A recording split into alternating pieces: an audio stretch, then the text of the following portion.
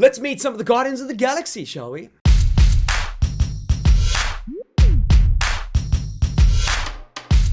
Mostly because of the movie, Guardians of the Galaxy has become a household name. It's filled with quite possibly some of the most interesting characters in the Marvel Universe, so I've decided to dedicate this video to introducing you to some of them.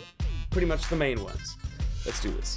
The Guardians of the Galaxy animated TV series has arrived on Disney XD every day starting from 21st of March 2016.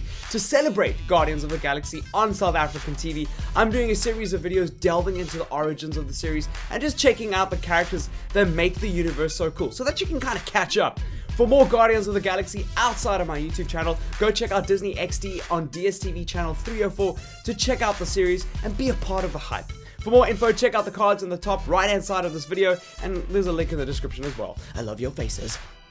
Groot. Groot, or Groot, as we say here in South Africa, is from Planet X, and is something called a Flora Colossus. Because all Flora Colossi have super stiff larynxes, their language can't be interpreted by many other people. All that comes out is, I am Groot, like, all the time. I am Groot! He has the ability to control trees and create plants that aid in battle, as well as regenerate by absorbing wood for food, which I think is a form of cannibalism, but like, we're not gonna go there. Also, when he's killed, he can regrow from a sprig, which you probably already know from that viral video that went around. STARLORD.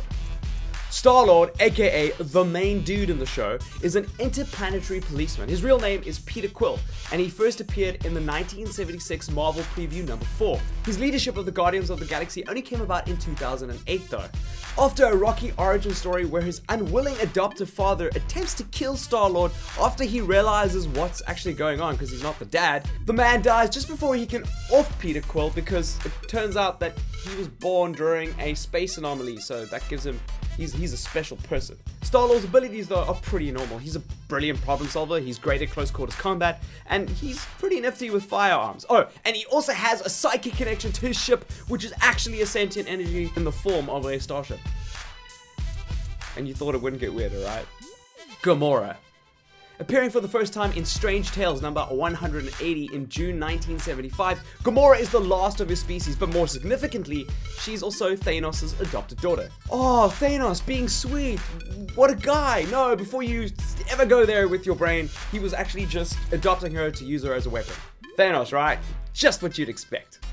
Gamora became very good at martial arts, which was a weapon that Thanos decided to use to avenge his family. This earned her the very long nickname, the deadliest woman in the whole galaxy.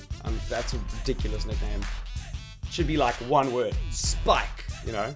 Nicknames are shortening names. On top of that, like Wolverine, she has the ability to heal herself fast. As an adult, she started to become very suspicious of Thanos and his self-motivated plans. She then decided to help the Avengers team up and fight Thanos alongside Drax and Captain Marvel. Not Captain Marvel, Captain Marvel. A trigger-happy talking raccoon named Rocket Raccoon. Yep, arguably the best character in the group, as far as I'm concerned. He appeared for the first time in Marvel Preview number 7 in 1976. 2008 was the year he was made a more main character of the series though. He is a genetically engineered raccoon that was made bipedal and have human intelligence to look after a colony for the mentally ill in the planet Half-World in the Keystone Quadrant. Now, I don't know if that's what you'd like to see if you're mentally ill, or if that's even helpful. The mentally ill deserve more than talking raccoons, or I don't know, talking raccoons pretty ill. He has many abilities, most of them reminiscent of a normal raccoon, running around, climbing stuff, doing backflips, but his big thing is that he's an incredible marksman, hence his appreciation of massive weapons.